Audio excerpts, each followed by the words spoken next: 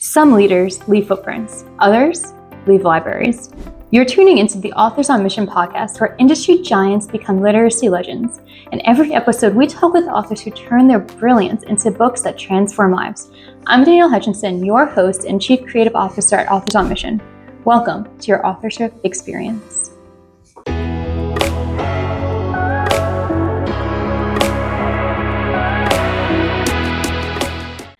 Welcome, everybody, to another episode of Authors on Mission podcast. From writing ideas on beer mats to building a multi-million-pound tech company, from performing as gorgeous Mike Southon to mentoring over 3,000 entrepreneurs, today's guest is all about the perfect blend of creativity and business. And I'm delighted to welcome Mike Southon, a co-author of the best-selling Beermat Entrepreneur, which has sold over 100,000 copies and been translated into multiple languages worldwide. Today's episode is going to talk about his whole journey, his life, and of course, the writing process. So without further ado, welcome Mike to our show. Well, good morning, Danielle. Very good to speak to you today. Good morning. Well, you've had a full morning before me today, as we were just talking about. It's a little bit later in the day for you. You said you've had a lot done, which is awesome. And, thank you so much for joining us in the morning like this on a Tuesday morning. Great. It's absolutely my pleasure. Awesome. Yeah, we're in for a good show today. I mean, you've had quite the journey from being in bands to being an entrepreneur and an author. So why don't we get started and talk a little bit about your experiences and, what sort of brought you here where you are today? Gosh, well, I guess it all starts at school. I went to an English boarding school in the 1960s, which was a bit strange. But the best thing I did there was on the first day when we were both 13, this is back in 1967, so you can do the maths, I met Chris West. And we were in different houses, so there was no logical reason why we become best friends, but we did, and we've been friends for life. So had a bit of a strange time at school, a bit of an odd education back then.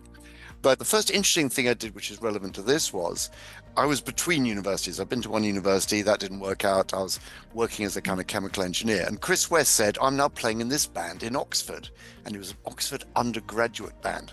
I used to say I was never at the university myself. And he was the drummer, and so I just used to go and hang out, basically. And then when the original singer, a very talented gentleman called Adrian Sheen, was doing his finals, they asked me to take over as singer and frontman. And I became, indeed, as you mentioned, gorgeous Mike Southon was my name. I won't go into why it was Vaseline. I put it in my hair one time and it didn't work out. Anyway, so we were the top undergraduate band at Oxford in the Oxford days, back in the 70s. We played every May ball, but I really learned how to perform because in a typical set of 12 songs, there'd be only 2 vocals. So I had to spend the rest of my time amusing the audience and being the front man and climbing on tables and being generally fun. So that's what I did. And it was a very successful band. And then later, I then went to university again and made a bit more of a success of it. But again, they always say when you go to university or college, as you would call it, it's sometimes what you learn, but it's also the people you meet there. Now, I'd already been a singer in a band, so I thought I'll do acting this time. Now, my acting skills are not great, but I did take a show to Edinburgh, to the Edinburgh Fringe, which I wrote the show as a comedy review. And I was talking with 2 of the guys who had been a couple of the technical crew there, very technical people.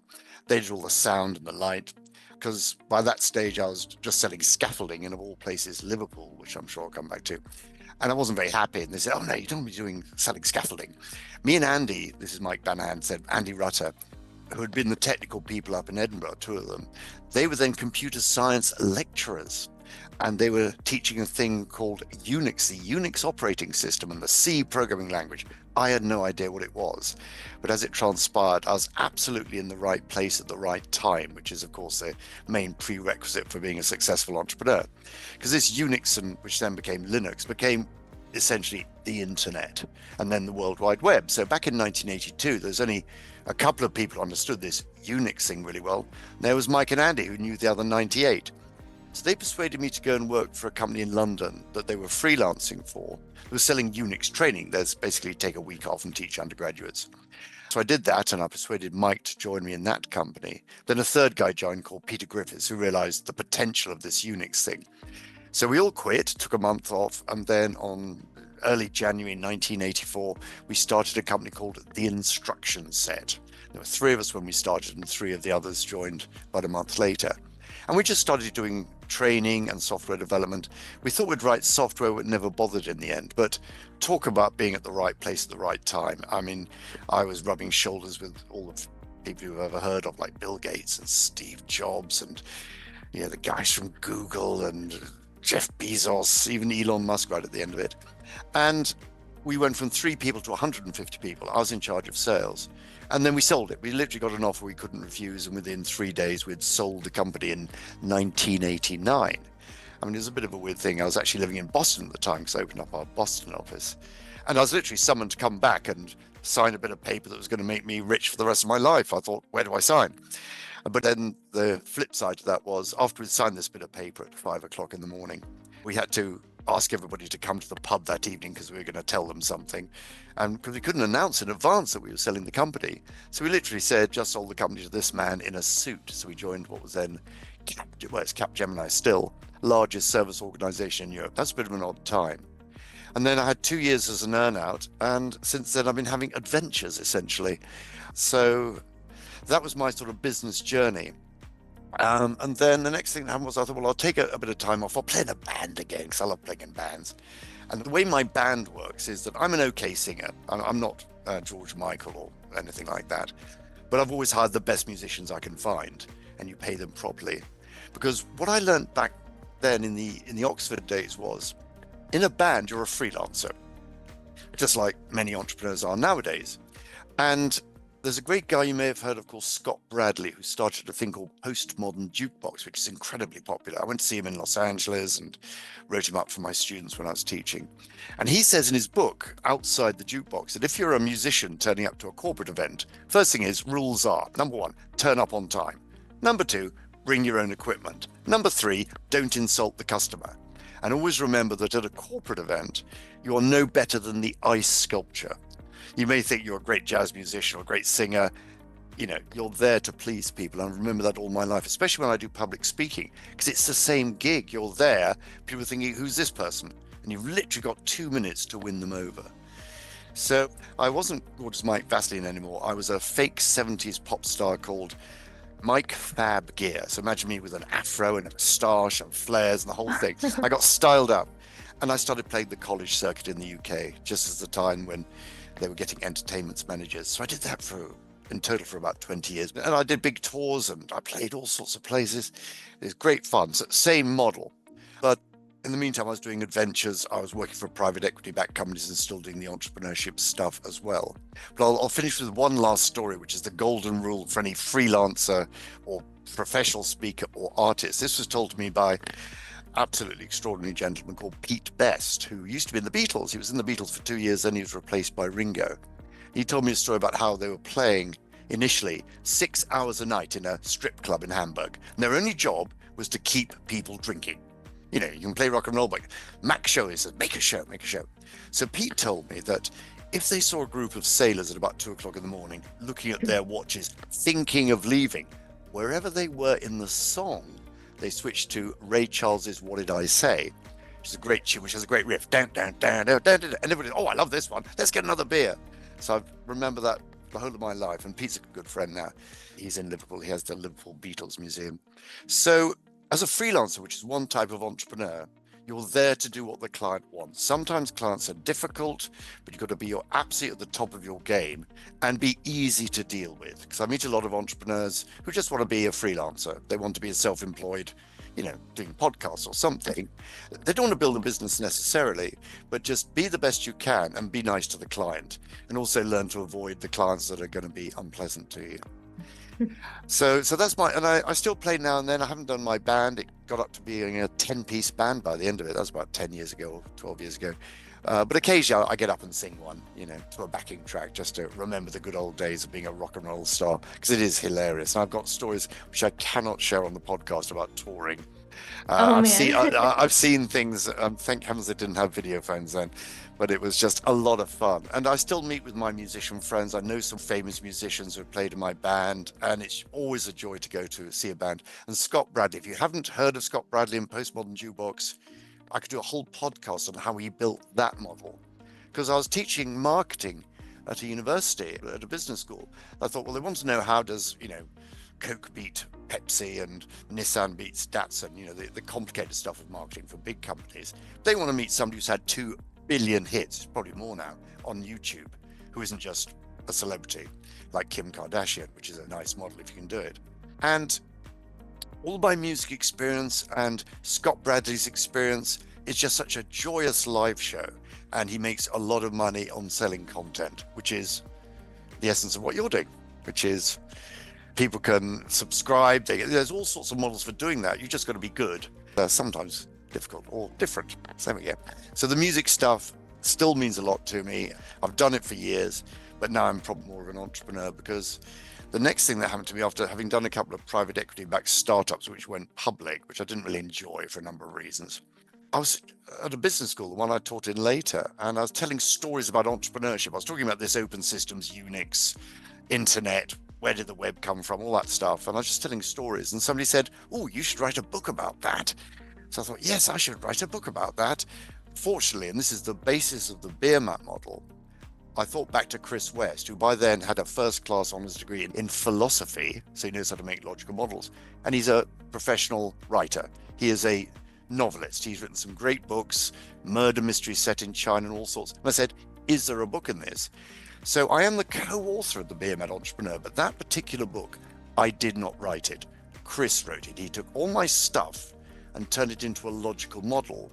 But it was deliberately written in the style of a novel, not here's 19 ways to write a business plan, or here's my story, I'm terribly famous and look at me kind of stuff. It's a logical model which makes sense. So it was really clear when we wrote the book in 2001, published it in 2002, then we rewrote it in about 2018. And we literally went through it line by line, saying, do we still agree with that? And 98% of it we did. But any particular discussion we're having about a topic, I will fight the argument from the basis of, will I get more laughs live? Will more people like me? Will I be more popular? The extrovert thing. Chris is like, does it make sense? We both have to agree. Because the basis of the Beermat Entrepreneur model is there should be two of you. And an extrovert and an introvert is a very good combination. So that's my first advice to any aspiring entrepreneur. Before you even have an idea, find your foil or opposite. So first understand yourself, what are your strengths and weaknesses, and find somebody who's completely complementary. And it was very obvious when Chris and I were teaching at this business school. We'd teach together sometimes, and half the audience loved me because I'm all, jazz hands and Beatles stories. The other half preferred Chris because he's more cerebral and sensible and logical and academic, to be quite honest. So that's the basis of the Beermat model. So I've been the Beermat Entrepreneur since 2002, do lots of speaking and just have more and more adventures, even at my advanced age. That's my life on a Beermat, or a coaster, as you would call it. Well, Mike, I have to say, you're kind of every podcaster's dream guest here because I asked you one question and you gave us everything. Yeah, I love it. Every time I was about to ask a question, you went ahead and you just were one step ahead of me just then. I love it. And also, it gave our listeners an amazing rundown of your whole story, giving them the full background and lots of tips in there too. I think, oh my gosh, I have a couple different directions I want to go with this. So Sure. the first thing I think that is important for us to touch upon is to kind of rewind a little bit and talk about, these certain tips that you learned about being a freelancer, an entrepreneur in general, just from your experiences while in the music world, right? You talked about how, you need to think of yourself as no better than the ice sculpture. Your job is to just win the crowd, or please your client or a crowd, and then also just to keep people drinking, as you said Pete did, right? To keep having them come back to your services and getting the results that they want from your services. So these are certain things that are funny because you never expect when you're going to learn these types of lessons. And I can only assume that these are also things you included when you wrote your book. I'm assuming that these are all tips that were within the Beermat Entrepreneur. Is that correct? I'm sure you're shaking your head. No, sorry, I was trying to nod, but got it wrong. Oh. No, absolutely. We put everything in the book. And the great thing is Chris is always saying, what should we put there? And what are we trying to say? And what is the message we're trying to get over? So We wrote two other books. We wrote a sales book, Sales on a Beermat. We wrote a book about entrepreneurship, which is about large company entrepreneurship. That was called The Boardroom Entrepreneur. But when we did the Beermat Entrepreneur rewrite, we put a lot of that material in. So we tried to make the Beermat Entrepreneur the book you'd read on a plane between, say, the UK and US, and get everything you need from having, your first glimmerings of entrepreneurship through to selling your company and getting through that without feeling too guilty about it. Understood. Yeah, and I mean, the other part that, I really thought was powerful from your story too, is the fact that you didn't do this alone. No. And, you had Chris, he was already a writer, and you knew that, I guess, were you feeling perhaps that you didn't have the right skills in order to write your book, so that's why you decided to collaborate with him? Or was it more so like you knew he would amplify what you're already doing? The reason I ask is... Yeah. So the answer is the latter one. I didn't really think about it at the time. It's just, it seemed a natural fit. I mean, later I became a journalist. I wrote for the Financial Times for 4 years, and Chris was very funny about that. He said, "Oh, the non-writer in the team has got himself a writing gig. You're going to have to raise your game a bit." And he was absolutely right. But it seemed very natural for the two of us to work together. And whereas Chris can stand up and speak in public very effectively, and I can sit and write very effectively, we all have to do all the jobs in a business. But knowing that you've got somebody that is arguably the best in the world at what they do, Chris certainly is, and I hope I aspire to be that as well in what I do, to be the best speaker in the world, if that's the gig I've got, or best mentor. But going back to this foil thing, it's much more common now than when I started.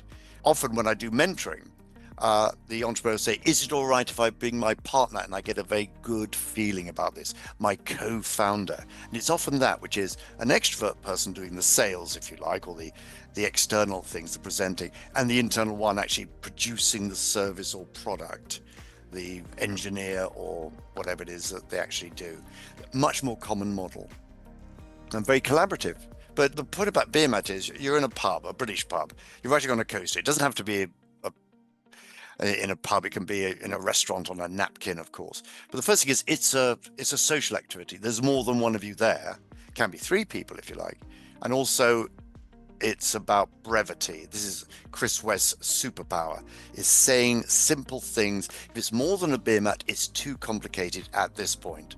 A lot of people think I better write a big business plan, and I explain in the book why that's a waste of time early on. Later you will have to, but in the first days you're writing your elevator pitch on your Beermat, agreeing it amongst yourself, and then what I've always done is go out and ask people for money in a nice way without being offensive, because that's the start of all entrepreneurial ventures. If you can't get any sales, you can have the best thing or service in the world, but people don't know about you. So you need the two of you. And of course, I can't overpromise. So that's why somebody who's extrovert, talking to people about opportunities and solving problems and how we're going to do it, then somebody realistically delivering on that is the perfect combination when you first start. Two people. So find your foil, as we call it, your opposite.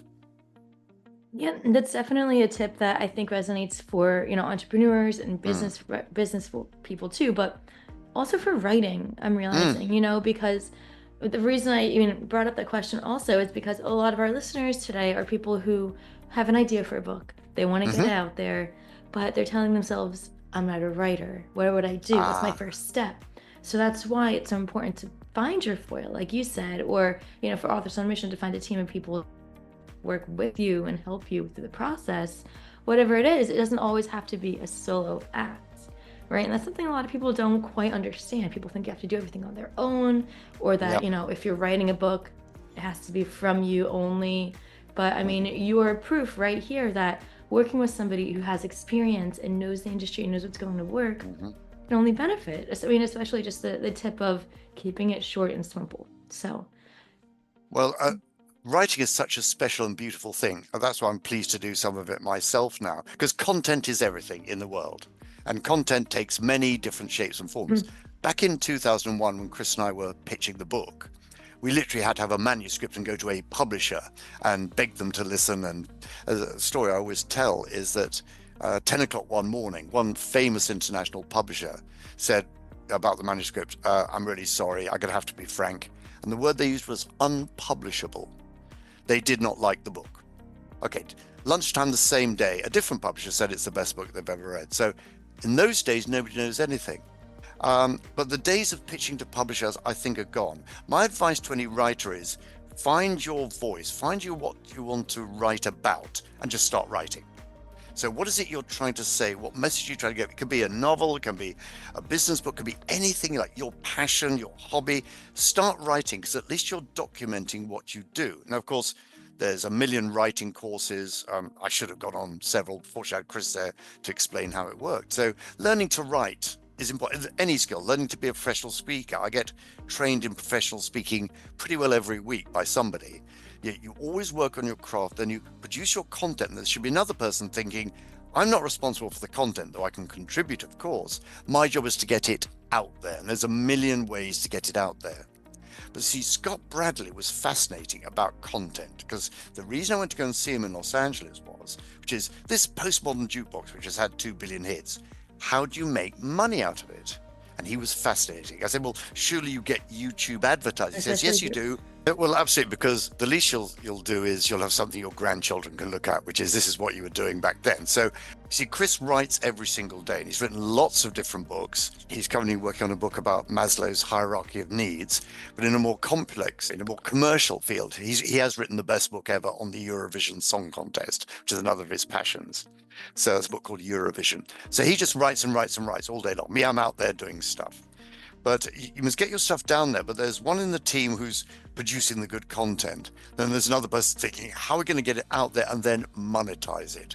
So I was talking about Scott Bradley, because I went to see him specifically to work out how he's monetizing these 2 billion hits on YouTube. And I asked him about YouTube advertising, and he said, yes, you get it, but don't count on it, because it comes and goes. They can change the rules. So it's a bonus. There's only 2 ways to make money out of content. One is somebody sees one of his videos or listens to one of his tracks and thinks, I like that, I'm going to buy it for $1 or make a subscription in a different model. And of that $1, I don't know how much he gets, not very much, because he doesn't write the songs, they're somebody else's tune. But when it's 1 million people, it does add up. But the main way he makes money is live. He can have 2 or 3 postmodern jukeboxes out at any one time. And they've got this great model where they just hire a theatre, as far as I can tell, put the show on and keep most of the money. And when you go to see them, you rather hope it's that amazing vocalist who you saw in that particular video, but it's somebody better. And it's a joyous show with a tap dancer and jazz musicians. It's just a show of all shows. And it's the most spiritually uplifting experience that people will spend, I don't know, £50, $100 to see. And I've been to see it so many times. And it's just the most joyous thing. So it comes back to, if you produce your content, you're saying something interesting. It could be a novel, it could be business content, could be about your hobby, which is, I don't know, dog grooming or something. People want to read it. You monetize it those 2 ways. But there's somebody thinking, how to use this internet thing to create a community. And then if they like it, they can ask for money. Don't just rely on the advertising. You can have a subscription, which is, in a business context, I'll give you a tip every week about how to do something. It can be quite a small thing. There's only 2,000 people in the world interested in, but that's monetizable. It could be model railways, could be anything. But definitely writing is you expressing your feelings in a logical form. So you need those 2 things, the passion about what you're writing about, then the skill to write concisely. When I wrote a column for the Financial Times for 4 years, I got this job by accident, and Chris was a bit sort of, oh, good luck with that, Mr. Non-writer. But I realized it's very formulaic, because it's just like being in a band. You've got 600 words I had, and the first sentence, or the title in the first sentence, is vital, because they could either think, I'm not interested in that, they move on to somewhere else in the newspaper, or I'm going to read on. So I usually start with, have you ever wondered how such and such is so difficult, or wouldn't it be amazing if, to see if I can entice the reader in. Then you give them a small amount of content, not too much. You're not writing a PhD thesis, and put your own reflections in, because you are a voice of authority. Then have a call to action, which is, if you want to know more, go here or do that. And a top tip is always welcome. I took on the job, and I was writing a column every week for 4 years. And that's a discipline. But I realized that the magic element, apart from writing something good enough every week, was I always had 6 in the bank for my editors. He was never chasing me on deadline day, because that's the nightmare. And some people are famously late at delivering, and it's just like turning up and thinking you're better than the ice sculpture. I'm a genius. You'll have to wait for my column, and that doesn't work. But content is everything. Everybody loves content. And in this new age of social media, content is even more important than it was before, because it's not the place where only the established writers, the J.K. Rowlings or the Charles Dickenses, can get their trade out there. If you've got something interesting to say, please say it. And but you'll make most of your money, to be quite honest, speaking live. I remember the first royalty statement I got when we were selling a lot of books in the early days, and it was tiny compared to my speaking engagement fees. So I decided on that day, we used to split the royalties 50-50 for the first 6 months. I gave everything to Chris because that's what he did. He produced that book and he should get all the royalties for everything. But I can earn more by doing one speaking engagement than months and months of royalties. So use your voice to develop your audience and then go and see them and entertain them. And then it's all the skills of being in a band. Yeah, I'm glad that you circled it back around to, going out there and seeing them, because you make a good point. You're not always going to make all of your money by releasing your music and having people buy the song, right? Same way with when you release your book, maybe you'll get a lot of revenue right off the bat, maybe you don't, but you have to promote yourself. You have to find other avenues to, keep your book's message alive and get people interested in checking out what you have to say. That's what we do at Authors on Missions. We make sure that we have a marketing plan in place, a content calendar for you to post on social media before release, after release. That's the sort of thing, exactly what they did with Postmodern Jukebox. They, in order to make that revenue and spread the word, they're still doing live events. I mean, while you were talking, I actually just looked them up. They have events tonight. Yes, absolutely. In North Carolina. Yeah, they're all over the place every single night. And, that's how you get your message out there. You don't stop. You keep promoting, keep working at it, even after, the work might be complete. So just another tip for our listeners today. Yeah, the thing about online content, I could use your advice actually, because I'm currently writing for an online magazine, which is quite niche. It's called the London Business Journal. And I don't know how many people read it. And also I'm writing a lot about Estonia at the moment. And I'm not sure, it's the London Business Journal. I can't do articles about Estonia every month. But it was actually a good friend of mine who's almost the king of curiosity, which is the key skill, a guy called John Lloyd, who's done various TV programs and a television program called QI. He just said, I liked your Estonia article. Where can I find it? So I can archive it for their research purposes. Now, there's a link to the London Business Journal. That's got everything in the magazine. So I thought, I'm going to start a Substack, because somebody said you should have a Substack. So I thought, I'll start a Substack. So just so that people can literally get that article if they want it.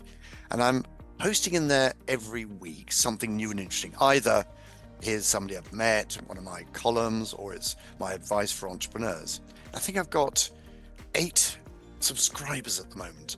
And this is very thrilling. Now, of course, once I get 8 million, I turn into Scott Bradley. But what is your advice about, you have a Substack, then you just want to send people to it so they can understand your voice. And then if you prove to be popular, later you can monetize it if you happen to have the magic. Would you agree with that?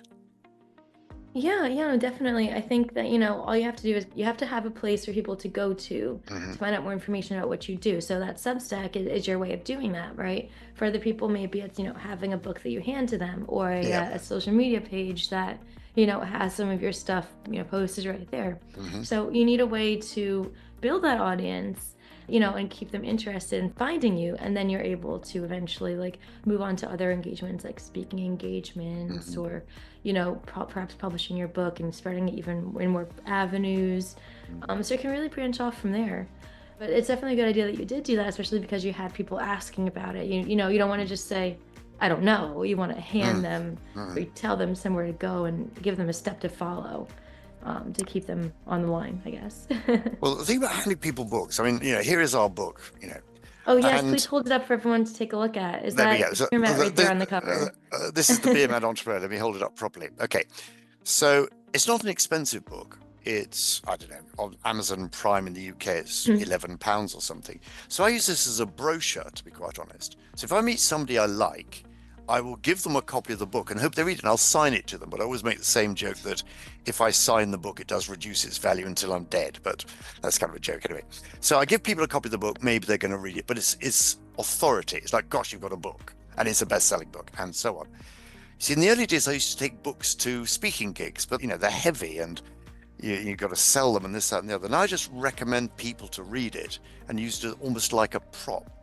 So my aim is to republish the content of all of this, but in an article format on my Substack. So people can read the book if they want. Some people love to read a book, especially on an aeroplane. It was designed specifically to be read on a transatlantic flight. But I would advise go out and do speaking gigs as soon as possible. That's you selling yourself, but not directly. It's like, come and see me, spend some valuable time. They may or may not charge for you to do it, but if you're speaking to your audience, you'll get material every time you speak. And also it'll train you to be able to present your stuff in a way that works in, to be quite honest, a gig format. Because being a professional speaker is no different to being a comedian, an actor, a musician. It's all the same skills. There's an element of stagecraft. It's all about you explaining, your first number, explaining, establishing your authority, having a call to action. And again, a lot of writers like Chris spend their time sitting writing another great book, and good for them. But I always say to Chris, you need to get out more. And he said you should sit and write more. So that's the balance that we have. That is funny that you guys counteract each other like that. You keep each other balanced. Yeah.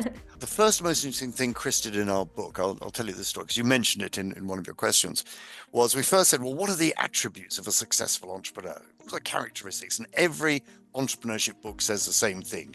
You've got to be confident, because if you're lacking confidence, sort that out. You need to get out there and tell people about what you do. You've got to be charismatic so people can work for you.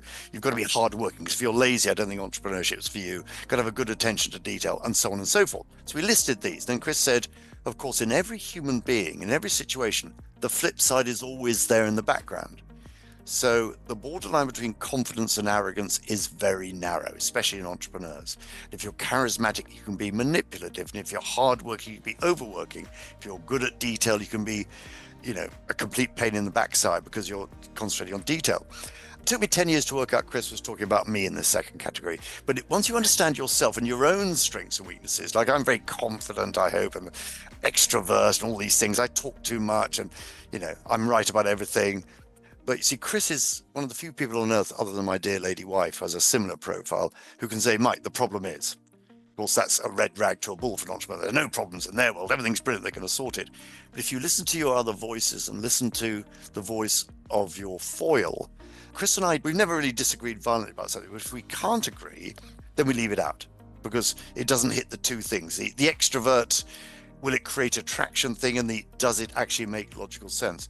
See, I've got loads of good ideas and some of them get vetoed out, Chris, because Chris will say, no, Mike, we can't put that in because nobody will ever do that, or it won't work, or it doesn't make sense. I mean, the model we had in our company that we co-founded, it's the only thing we took out of the book when we rewrote it, was as it happened, this company we started in 1984, almost immediately had 5 people with 20%. And this was a great thing because nobody was better than anybody else at a director's meeting. We each had an equal voice. We each had very specific jobs to do. Mine was sales, others were technical, there was finance and administration, so on, whatever. Now, I haven't found another company that's ever done that. So we took it out of the book because I said, no, this is what you must do. A lot of people said, I'm not giving 80% away to other people. And that's a different argument. But so again, that was something Chris said, look, we've got to take that out because nobody agrees with us. So that's the market saying, you can't just say, it's got to be 20%, otherwise don't bother reading anymore. But the book and all the material gets embellished every single day I speak to people. I mean, the big turning point was when, bizarrely, I'd always gone into universities and told stories, given away books to the undergraduates for an hour or two. But I was asked to do 11 weeks of introduction to entrepreneurship, following that 11 weeks of marketing strategy. And there were 2-hour lectures. So I basically battle-hardened all the material in the book into a format that would appeal to a 20-year-old, because they were undergraduates, business students, many from abroad. And they were really interesting kids. So now all our material has been battle-hardened in various different circumstances, both live, because I'll get people challenging me, and I've got to be able to stand up for myself in a good way and explain why I say things. But mainly, when I'm going out there, I'm telling stories about the people I've met, like Scott Bradley and John Lloyd, who I mentioned, telling their stories and putting my experience into their context and repeating what they said and showing what they did and how they were successful. there's many different avenues I can branch off from what you just Mm, said. I think what I'm going to go with here is the idea that, when you get your content out there, being able to adapt it to whatever mm, audience it mm-hmm, is that you need and that you're looking for them to read. So, you had to appeal to 20-year-olds, you just mm, mentioned, whatever circumstance that it is, standing up to yourself and validating your mm-hmm, points. It's something important that a lot of writers need to consider in their mm, work. And, not to deter them, because they might be thinking that after hearing you that, okay, this means people are going to challenge what I'm saying, or, always gonna have to defend myself. And I guess in many cases, that could be correct, right? Your ideas might be mm. something that you need to have a good back structure for, which is very important that, that in your book, you have that credibility built there. But I mean, I guess what kind of advice would you give to our listeners today who maybe they're writing their books and they're putting their ideas on the pages, but Mm. how do you make sure that it's supported and how do you make sure that it can be presented to all these different audiences? That's a huge point that a lot of people might be struggling with. No, absolutely. Well, this is the element of when we talk about the elevator pitch, you're putting stuff out there and people may be skeptical. And a good question to ask if you're interviewing somebody, and you won't get abuse from the audience, so you can reassure your listeners, you won't get people say, you're an idiot, and I'll tell you why. Because if so, there's something wrong with them. Then we'll say also, so why do you say that? Why is a great question. Why did you put that in the book? So if anything we put in the book about, shareholder value or whatever it is, sales, this, that, and the other, we have to back it up with not hard facts, but a justification. I usually always defer to an entrepreneur that I've met over the last 40 years saying they had exactly the same problem. Here's how they did it. So you add an extra voice to what you're saying. So you should be able to stand up for yourself in a business context because you're saying businessy things. Therefore, you have to have done your research. Of course, I've got Chris West not only doing all the research, but he's looking at it with the eyes of somebody who isn't a hardcore entrepreneur like me, thinking, does that actually make sense? But your point is very well made, which is if you're speaking, you've got to understand your audience. Who is there? How old are they? What are they interested in? What are their pain points? Because again, you'll start them with, are you all worried about COVID-19 or drones or whatever it is, the way of the world, whatever. So once you've got them on your side, you say, well, here are my suggestions for solving it. And of course you can have a discussion. I mean, sometimes things can get quite political because people will make political points. And I'm not a politician, so I'm not authorized to say, here's what you should, what you shouldn't do. I will just talk about places like Estonia, which I'd love to talk about, which has got the whole relationship between government and entrepreneurs right in very interesting ways. So I'll say, well, here's what I saw out there. It works for them. Here is the proof. Because if somebody's skeptical, you always give them proof. So I say that Estonia is the most entrepreneurial country on earth. Oh, that's a bold claim. They say it themselves. But they have more unicorns, that's billion-dollar valuation companies per capita than anywhere else on earth. So they must be getting something right. How do they do it? So I've met lots of Estonian entrepreneurs. I can tell their stories about how they're solving all the problems of the world. But the most important part is the relationship they have with government. Because government are great at applying regulations, taxing us, and getting in the way of us entrepreneurs. We sometimes find it a bit frustrating. They're regulating us and doing stuff. But what the Estonians did, well, they came out of Soviet rule in 1991, became independent, and it was very sudden. So that was 1991. 2006, roughly, they decided to put together an e-identity for every citizen, essentially an identity card. Now, identity cards are quite a political, hot potato. Some people say, oh, this is civil liberties and whatever. I try and explain that it's too late. The internet already does that. But anyway, so they put this thing together, but rather than just make it an identity card, which they were kind of used to being under former Soviet occupation, they made it useful on the public transport and useful in the banks, useful everywhere.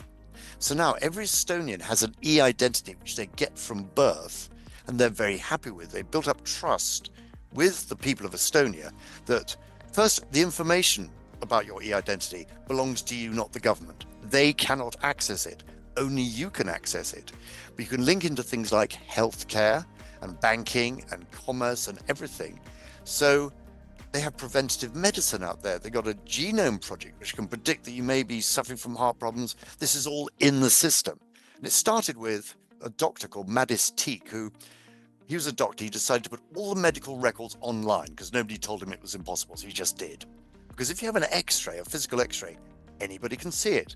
But if you have an X-ray in electronic form, only you can do it. So now they're the happiest country on earth. It's a bit cold there, but they got this trust. And I read an article just recently about how they have a minister for justice, so it looks after prisons and things, which are half empty, which is a good sign. And the other thing is it looks after your digital identity to make sure they're not exploiting you. And they're obviously experts at countering cyber attacks and all of that as well. So, but to go back to your point, which is you stand up in front of a bunch of people, the first thing you do is establish your authority. Why should you listen to me and not go to the bar? So I'm going to talk about this today because I've done my research on you. My understanding from the organizers is you're all interested in or worried about a certain thing. Mine's very easy. It's like, I guess you're here to start a business.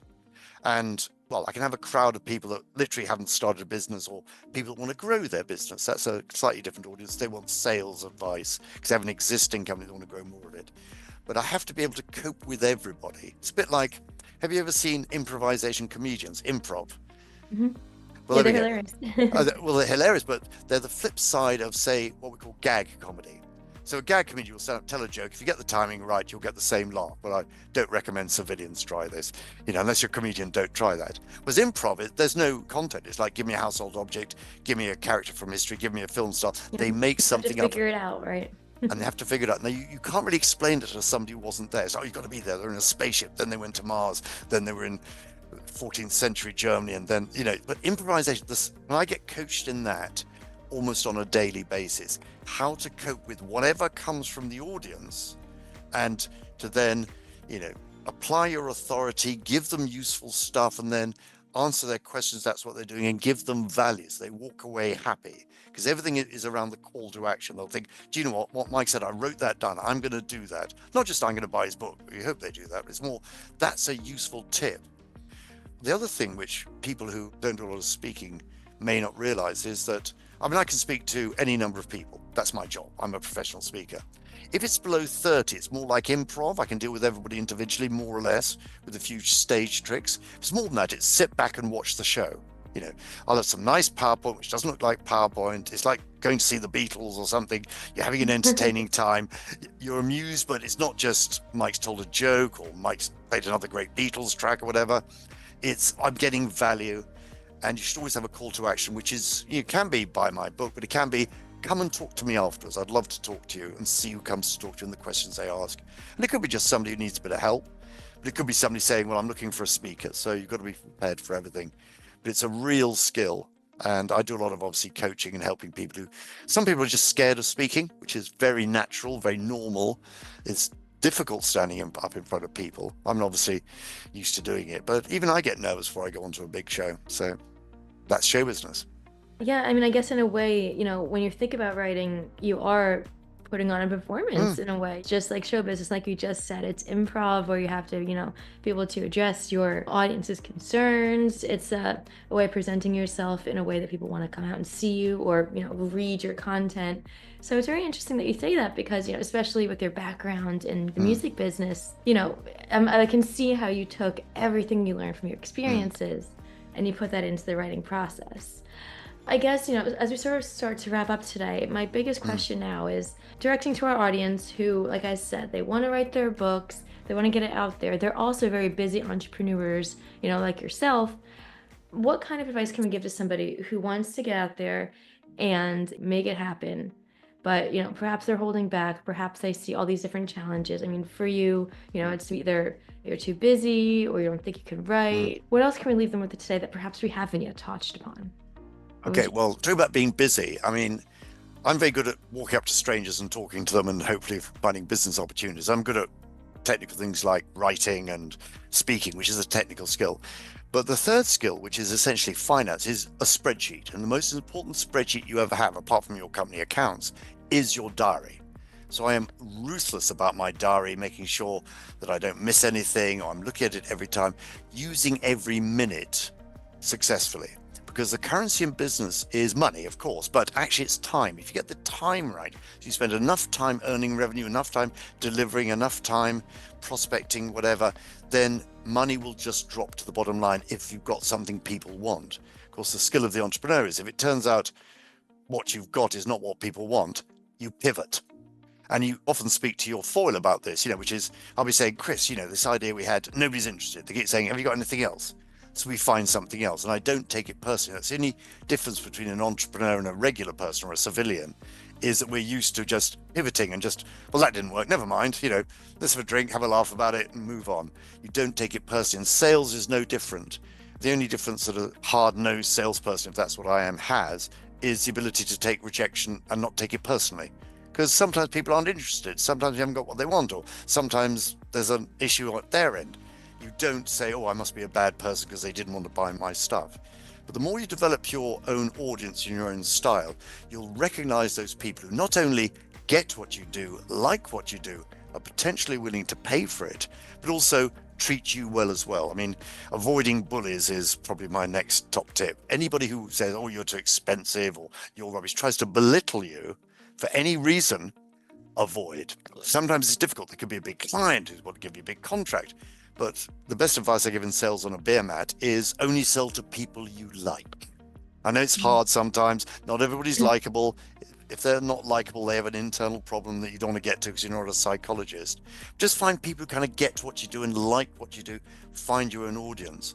And I'm obviously in quite a large audience, which is entrepreneurship generally, and I do everything. But if you've got a niche, you're very specialist about what you're writing about or what you're doing.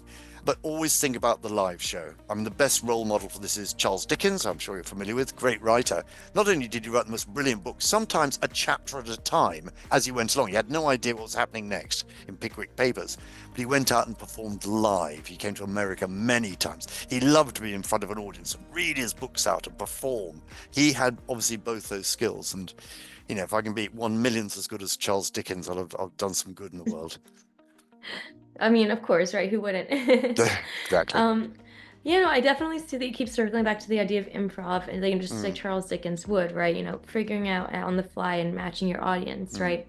But I like that you also said, avoid those bullies. Don't work with somebody who is going to be criticizing you, because you're right. If you do end up with those critics who say your ideas aren't great or your book isn't exactly, the most well-written, amazing thing out there, then why let them bother you? Right? Then they're not the audience for you. Find your audience that is interested in what you do, believes in your content, and cultivate that and continue to grow that and branch out from there. I think that's an amazing tip. My other top tip is for an entrepreneur, always be local, reliable, and nice. So local is key. So wherever you are situated geographically, there's probably an audience, hopefully within walking distance, for what you do. Like, whereabouts are you geographically at the moment? I'm in New Jersey. You're in New Jersey. Well, Yes. I love it. The Garden State, and it's got so much heritage, and Bruce Springsteen is from there, and the Sopranos, Yeah, whatever. of So course. you've got a good indigenous audience there. Just think, who in my local area? Of course, for something like entrepreneurship, there's entrepreneurs in every village and whatever. Then you find your niche. But being local and then reliable, you turn up on time, like these musicians, and just nice, easy to deal with. You're a nice person.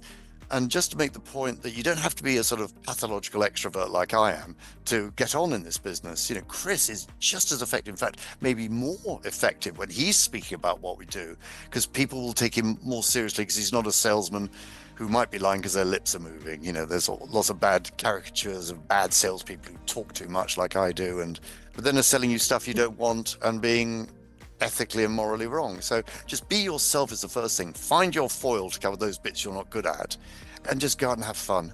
And a lot of people are doing side hustles now, which is they may have a proper job, working for a government department or something, but they're writing their book in their spare time, or doing child minding, or there's a million things you can do in your local area as long as you love what you do. Because as many people have said, including Thomas Edison and Confucius, if you love what you do, you'll never do a day's work in your life. And that's the dream. And a writer wants to sit there and write about something fun and interesting, like Chris does. I'm in such awe of the man. I've known him, well, how many years is it now? 60 something. And every time I talk to him, he's talking about something new and interesting, or a book he's writing that doesn't seem to be getting traction, so he's going to give up on that one and try something else. That's very Chris, and he doesn't take it personally. But I know that anything he writes, anything serious that I write, to be honest, I show it to Chris. He will always have added value. Sometimes it's correcting the English because his writing skills are better than mine, let's be honest. But sometimes it's I don't understand what you're saying. That's the best thing he says to me. Mike, I've read it. I don't I don't know what you're getting at here. There's no point to it. It's all stuff, it's all great, but it's all funny, but I don't. What are you trying to achieve here? I mean, we've never had a big argument in our life about everything. We've had some very robust discussions about, me fighting my corner, him fighting his corner, because somebody like Chris will always say the problem is, or yes, but. And that's fine, as long as they eventually turn from no to yes, because some clever people can always say yes, but to something, and they're very frustrating. Whereas Chris will suddenly switch from no to yes, then I know I've cracked it, whatever it is we're trying to do. I've managed to get it in a format that makes sense for both of us. Yeah, I mean, that's why you have to find your foil, right? I mean, you as you Exactly. call yourself the pathological extrovert. I mean, I laughed when you said that because I was like, okay, I can see that. Well, I'm the guy in the pub who's Mike's going to get up and sing one. It's like, oh no, please, Mike, we've heard enough. Or if somebody has to. I mean, I tell stories about people that have to give a 5-minute speech at a charity event and will then spend 6 months recovering because it's not their thing. Now, Right. you can teach these people how to do that. They can do it probably perfectly once they master the technicalities of it, but they don't have this desire to speak to people every day like I do, which is, I suppose, it's a gift, but it's also maybe it's a curse as well. Who knows? Yes, that's why you have to find, what works best for you too, right? Whatever you're comfortable with, Exactly. and the best way that you're able to, let your passion shine and get your Hmm. ideas out there while also being comfortable with yourself. Mm. Exactly. Now, as we talk about all this, everything you've done, all these experiences between the band and, Beermat, all of this, the speaking engagements, Mike, what's next for you? What's next on your radar? Because you've done a lot, but I know for a fact you're not done now. But what's on your trajectory? Well, Estonia, Yeah, it's you're writing a because whole new book on that, aren't you? I'm going to write a book on that. Whether it gets published as a book is just great content. I've got an open mind on this. I mean, I will produce articles and then they could be turned in a book. But I know it's good content because my Estonia story goes like this, which is a bit of a long story, but hope we can fit it in. Okay, my brother-in-law, who's now retired, was a commercial lawyer based in Cheltenham, and he did so much work for the Estonians that they made him an honorary consul, which is a nice thing, which is theoretically you have to look after Estonians who get arrested in Cheltenham, but he never had to do that. He used to go to Estonia a lot. He said, you must go to Estonia. I'll fix you up some interviews. So I remember arriving at the airport and he knew everybody in the arrivals hall, hello, hello, hello. And he said, oh, this is Tumas. You're speaking to him tomorrow. And I'd lost track of who I was talking about. So I said, Tumas, what is it you do here in Estonia? He says, I'm the president. So I did an interesting interview with him. So I did a bunch of stuff in 2008. And when I started writing for the London Business Journal, my friends in Estonia says, come on out, we're having a clean technology press trip. So I said, is it paid for? Because, you've got to be careful about doing stuff for free. Oh no, we'll pay for everything. So I went on this trip, did 4 days meeting the most extraordinary entrepreneurs who are doing things like solving global warming. And I'm not kidding.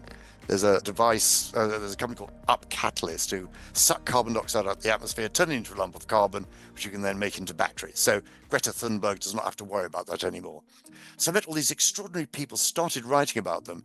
And I went back again 2 weeks ago, and I'm back there in January. It's just, I'm drawn to the place because it's a combination of some fabulous entrepreneurs who I love to meet and talk about and find out how they did it and tell their stories.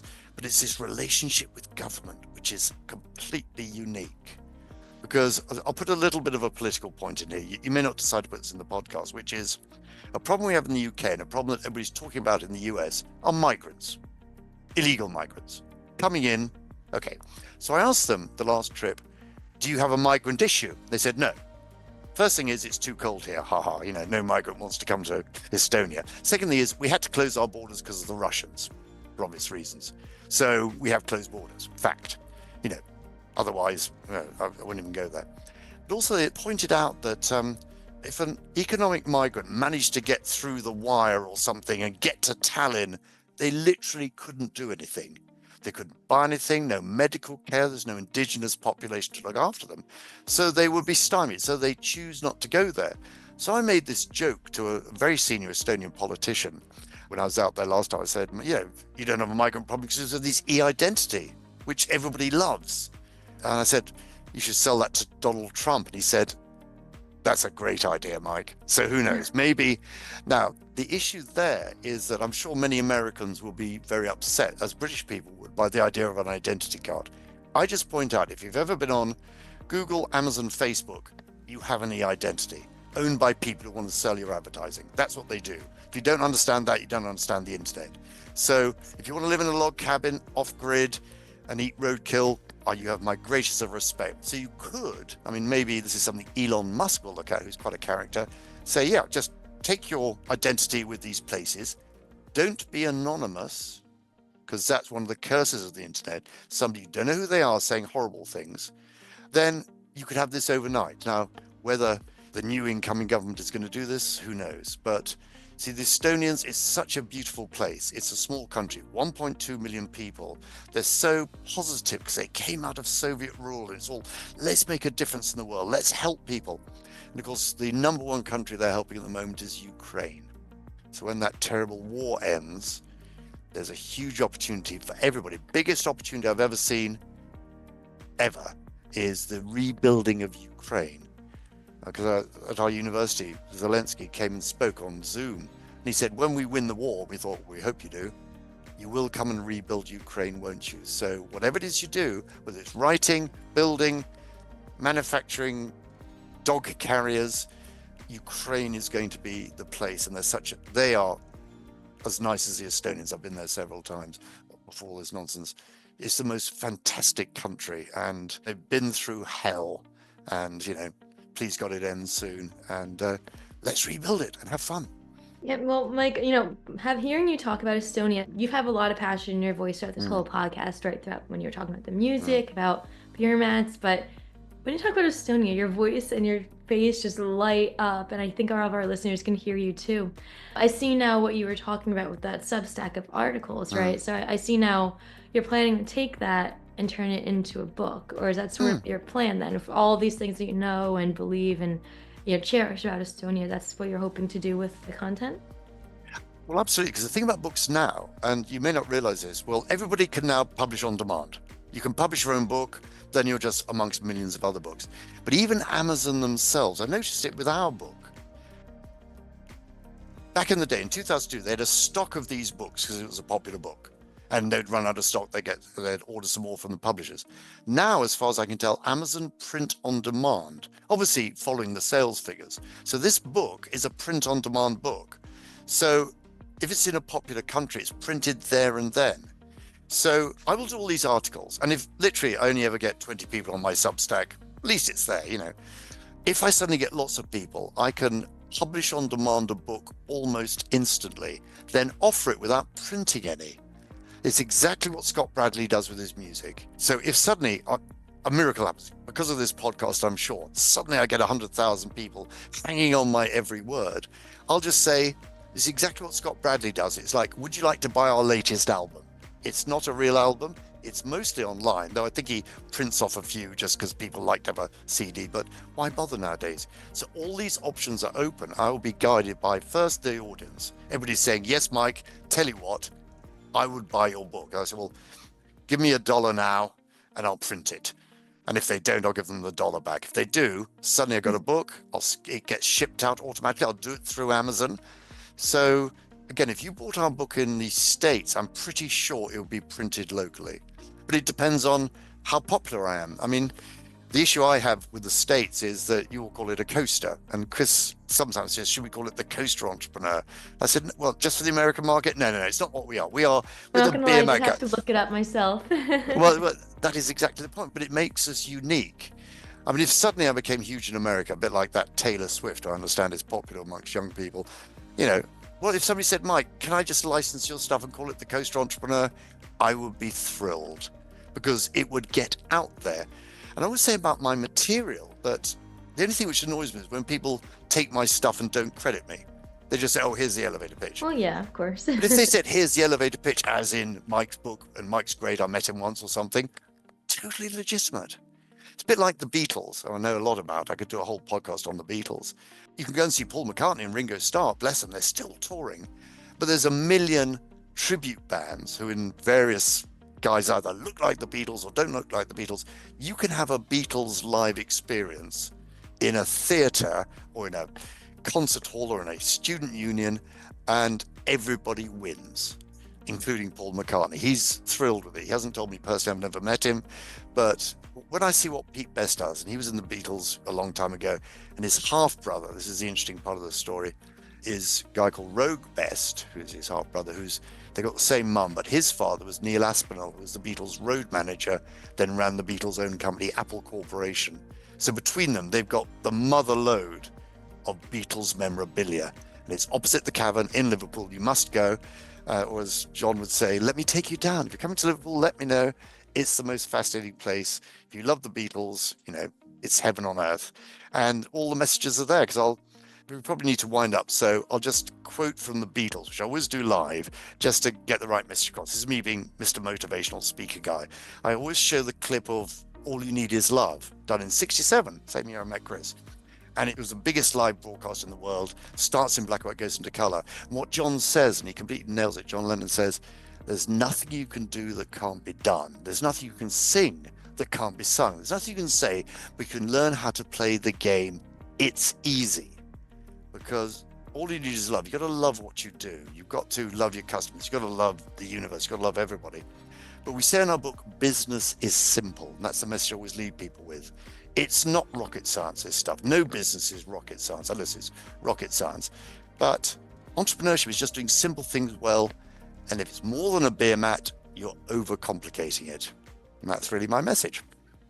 Yeah, and Mike, I'd like to take that a step further and say that, the same goes for your book too. You don't have to be long-winded, whatever, content you're putting out there, you can make it simple, concise, because that honestly, at the end of the day, a reader just wants to get the information and enjoy the book. They don't want to get lost in a sea of other topics.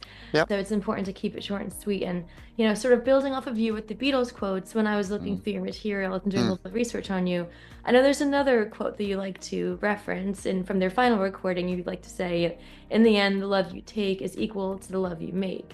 So, kind of branching off of you a little bit there as we come to the end today. Perhaps that's the real secret to sustainable business success or book success, creating value, not just for ourselves, but for others too, for your audience as well. So just so much different things to think about there as well. Well, thank you. And when I'm doing a show and they want my big rock and roll ending, I do something very special too. And in the end, the love you take is love you make. It's for a hardened audience only, and it's a bit shocking, but it's fun. So maybe you'll get to see that one day. Now, I usually close with business is simple and in the end, the love you take. But this thing about karma is so true. And whenever bad things have happened to me, sometimes it was my fault. It rebounded on me. I did something stupid or arrogant or whatever, or et cetera, et cetera. But it's avoiding people that, have issues. So that's really a top tip. But just love your audience. And if you love them, they'll love you right back. Choose the clients you work with, choose the audience that you work with. Yeah, all of that. Lots of different tips here today that our listeners can pull from. But yeah, everybody, if you enjoyed this podcast today, Mike has this whole book out there, speaking engagements all the time. And I don't know about you, but I was captivated by everything you said. So all of our listeners today, where can they find you now? Aside from reading Beermats, what's the best way they can get in touch with you and find out more about what you do? Well, if you go to www.mikesouthon, spelled SOUTHON.com, that's a good place to start. Everything on there is free. There's lots of tips and bits and bobs. And the one thing I've just realized I must do is put right at the front of that, here's my Substack. Because as we speak today, I've probably got 8 or 9 people following it, because I literally just started it. A measure of success will be enough people think, do you know what? Okay, I'm slightly interested in Mike, a bit skeptical. If they sign up for my Substack, which is really my call to action to your listeners, please tell me if you disagree with anything on there. I can defend myself. You see, that will be a good measure of success, and it's not monetized. I don't think I'll ever charge for my Substack. I think it's just a place where if you want to know a bit more, there's an article, something in an article format. You can buy the book. But yeah, come and see me live. Invite me to New Jersey to speak. That'd be another nice thing to do. I will be on a plane tomorrow. Spoken in America. I've got a great British opening, basically apologizing for the Boston Tea Party. And, so. Yeah. That'd be awesome. And for all of our listeners today too, same deal for them. If they find what you've said interesting, they could reach out to you as well. And you also have free mentoring sessions at the British Library, correct? So I love the British Library. It's an astonishing place. If you come to London, I'll probably say, let me give you my 15-minute guided tour.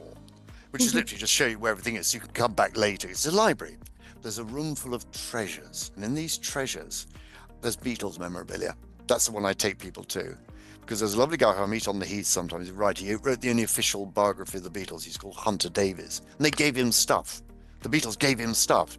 And he tried to get it insured. He realized it was uninsurable. So I think he sold it to the British Library.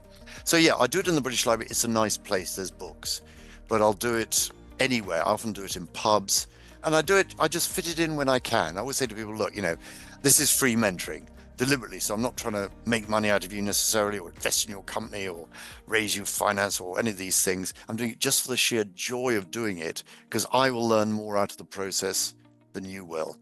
And the only rule I make now is I have been trying to do it on Zoom, but otherwise I spent all my life on Zoom and I'd rather be face to face with somebody. So you've got two choices if you're in New Jersey. Either ship me out, buy me a plane ticket, I'll speak, I'll speak as long as you like, do whatever. Or you can come to London or Liverpool and I will meet up with you there. But the only thing I need from a mentee is a very specific thing, which is where are you and where do you want to get to? Not just, I've got loads of ideas I want to run past you. That's a brainstorm. That's like, please just pick one. We'll talk about it. So I love writing. I want to know how to make money out of it is a great question to ask me. I'll say, good, okay, there's various ways. Talk to me more. What is it you're trying to write? And if it's like, I want to write the next great American novel, that's what everybody wants to say, well, crowded market, but best of luck. You'll know when you turn into J.K. Rowling or whatever. But if I'm very niche, I'm an expert at, I don't know, recording equipment for podcasts in Uzbekistan, I like the sound of something that's quite niche because then you can identify your market pretty quickly because you don't need a lot of people to be into what you're into to have a nice side hustle or a good living out of it, which is a combination of they'll buy your content one way or the other, but they'll come and see you live. When they see you live, they've heard your stuff probably, they want to hear some news stories. So probably my next official keynote will be what your country can learn from Estonia.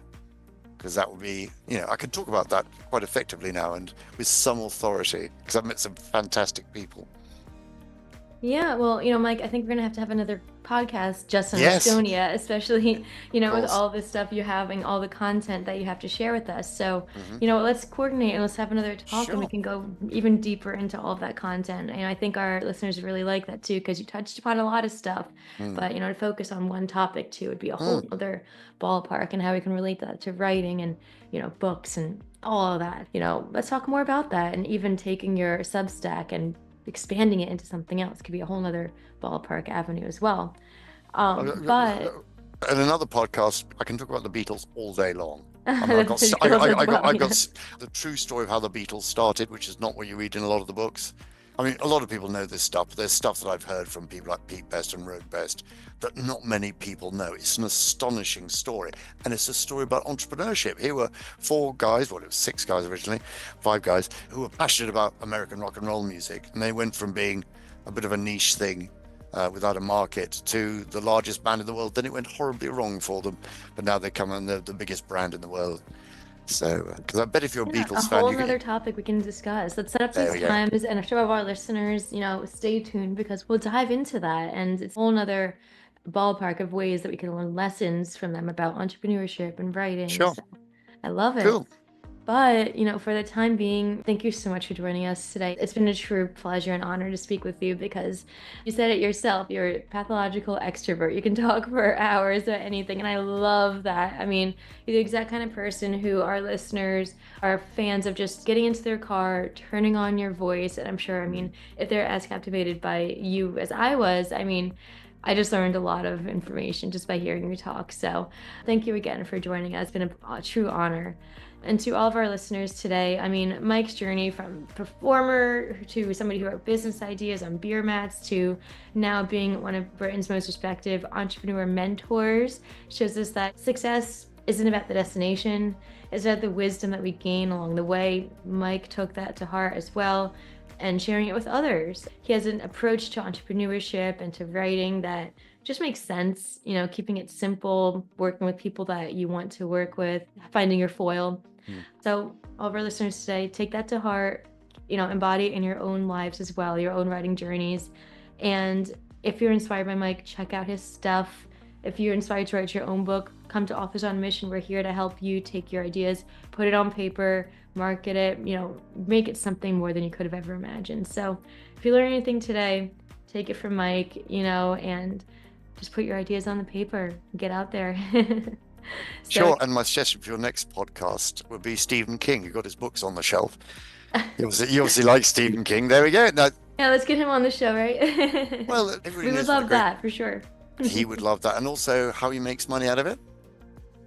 It's a whole other ballpark. Yeah, there we go. So Stephen King is one of your mentors.